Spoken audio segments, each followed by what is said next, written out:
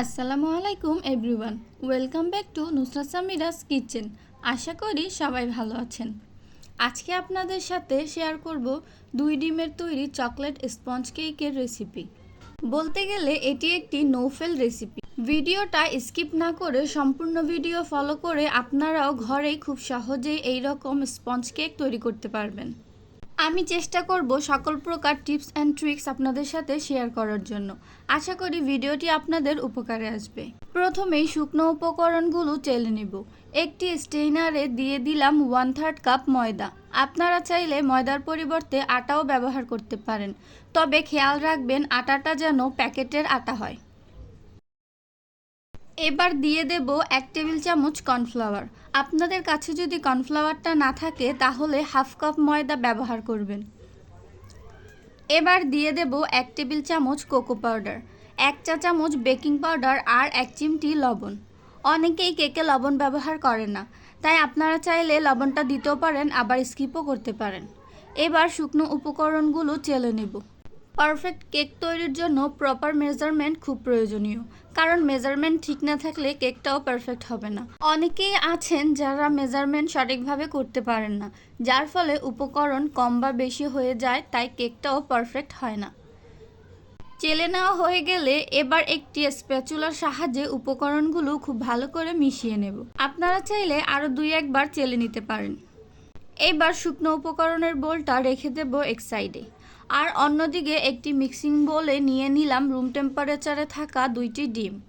আর ডিমগুলো যদি ফ্রিজে থাকে তাহলে 1 ঘন্টা আগে বের করে রাখতে হবে। অনেক সময় ডিমের কারণেও কেকটা পারফেক্ট হয় না, তাই খেয়াল রাখবেন ডিমটা যেন নর্মাল তাপমাত্রায় থাকে। এবার ডিমের কুসুমগুলো তুলে রাখবো। আপনারা চাইলে ডিমের কুসুম সহ বিট করে নিতে পারেন, তবে আমার মনে হয় এইভাবে করলে কেকটা বেশি স্পঞ্জি হয়। এবার ডিমের সাদা অংশটাকে বিটারের নর্মাল স্পিডে 10 সেকেন্ড মতো বিট করে নেব। অনেক সময় হাই স্পিডে বিট করার কারণে ডিমের ফোমটা ভেঙে যায় আর কেকটাও পারফেক্ট হয় না। 10 সেকেন্ড পর এই পর্যায়ে এখানে চিনি অ্যাড করে দেব। নিয়ে নিলাম হাফ কাপ চিনি। চিনিটা একবারে দিব না, অল্প অল্প করে 2 থেকে 3 বারে দিয়ে বিট করে নেব। যারা মিষ্টি খেতে কম পছন্দ করেন তারা এখানে 1/3 কাপ চিনিও ব্যবহার করতে পারেন। এইভাবে ডিমটা বিট করতে থাকবো যতক্ষণ না চিনিটা গলে যায় আর ডিমটাও ফোমি হয়ে আসে। আপনারা এখানে মিক্সিং বোলটা একটু বড় সাইজের নিয়ে নিতে পারেন, এতে বিট করতেও সুবিধা হবে।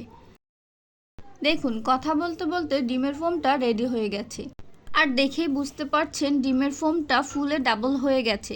এই পর্যায়ে আর বিট করা যাবে না। অতিরিক্ত বিট করার ফলেও ফোম ভেঙে যায় এবং কেকটা স্পঞ্জি হয় না।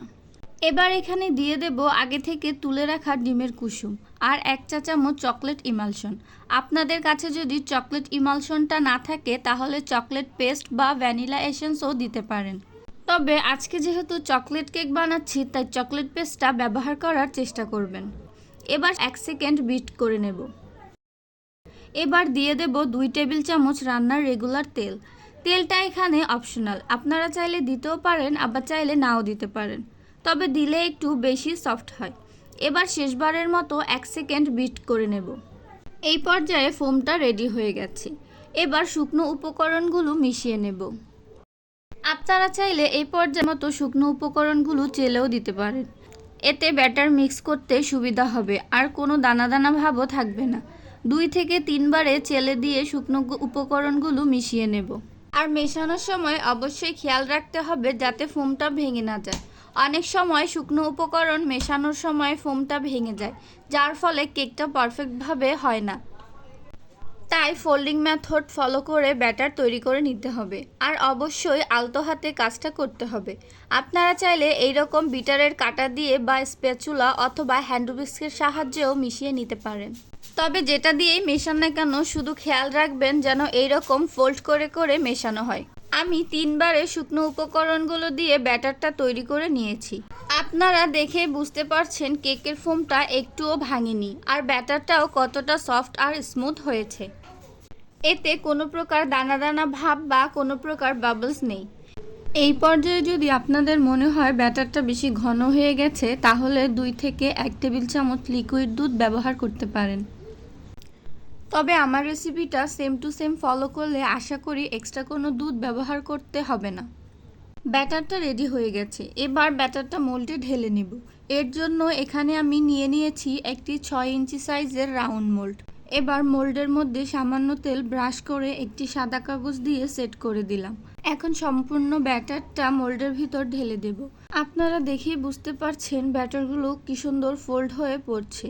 এটা দেখলেই বোঝা যায় যে কেকের ব্যাটারটা কতটা পারফেক্ট হয়েছে। আর ব্যাটার পারফেক্ট হলে কেকটাও সুপার স্পঞ্জি হবে। এবার একটা টুথপিকের সাহায্যে ব্যাটারগুলো মোল্ডে সেট করে দেব। আর শেষবারের মতো মোল্ডটা 2 থেকে 3 বার ট্যাপ করে নেব, যাতে ব্যাটার ভেতরে বাবলস থাকলে সেগুলো বেরিয়ে আসে। এবার কেকটা বেক করে নেব। চুলায় মিডিয়াম আঁচে একটি হাঁড়িতে স্টেইনার বসিয়ে প্রিহিট করে নেব 10 মিনিটের জন্য। আর ঢাকনায় যদি কোনো ছিদ্র থাকে তাহলে তা বন্ধ করে দিতে হবে, যাতে কোনো বাতাস না ঢোকে। 10 মিনিট পর কেক মোল্ডটা হাঁড়িতে বসিয়ে দেব। আর ঢাকনা দিয়ে ঢেকে বেক করে নেব 30 থেকে 35 মিনিট মতো। আর যারা ওভেনে বেক করবেন তারা ওভেনের তাপমাত্রা 170 ডিগ্রি রেখে 10 মিনিট প্রিহিট করে তারপর কেকটা 25 মিনিটের জন্য বেক করে নিলেই হবে। তবে ওভেনের তারতম্য ভেদে সময়টা একটু কম বা বেশিও লাগতে পারে, সেই দিকে খেয়াল রাখতে হবে। ফিরে আসলাম 25 মিনিট পরে। ঢাকনা তোলার পর দেখতেই পাচ্ছেন কেকটা ফুলে ডাবল হয়ে গেছে। এবার কেকটা সম্পূর্ণ বেক হয়েছে কিনা বোঝার জন্য একটি টুথপিক দিয়ে চেক করে নিতে হবে। দেখুন, টুথপিকটা যদি এই রকম পরিষ্কার বের হয় তাহলে বুঝবেন কেকটা সম্পূর্ণ বেক হয়ে গেছে। আর যদি টুথপিকে ব্যাটার লেগে আসে তাহলে আরও 5 থেকে 10 মিনিট বেক করে নিলেই কেকটা রেডি হয়ে যাবে। এখন কেকটা চুলা থেকে নামিয়ে ঠান্ডা হওয়ার পরে কেকটা মোল্ড আউট করে নেব। আর দেখেই বুঝতে পারছেন কেকটা কতটা সফট আর স্পঞ্জি হয়েছে। এবার কেকটাকে স্লাইস করে কেটে নেব। আমি এখানে 2টা স্লাইস করে নিয়েছি, আপনারা চাইলে 3টা স্লাইসও করতে পারেন। দেখুন কেকটা কতটা স্পঞ্জি আর স্মুথ হয়েছে। এবার এই কেকটাকে আপনারা আপনাদের পছন্দ মতো যে কোনো ডেকোরেশন করে নিতে পারেন। আমার recipe step by step follow করলে আপনারাও এই রকম পারফেক্ট সফট আর স্পঞ্জি কেক তৈরি করতে পারবেন। আশা করি ভিডিওটি আপনাদের ভালো লেগেছে। একটি লাইক করে ভিডিওটি বন্ধুদের সাথে শেয়ার করে দেবেন। আর আরও সকল নতুন নতুন রেসিপি সবার আগে পাওয়ার জন্য চ্যানেলটি সাবস্ক্রাইব করে বেল আইকন প্রেস করে পাশে থাকবেন। ধন্যবাদ।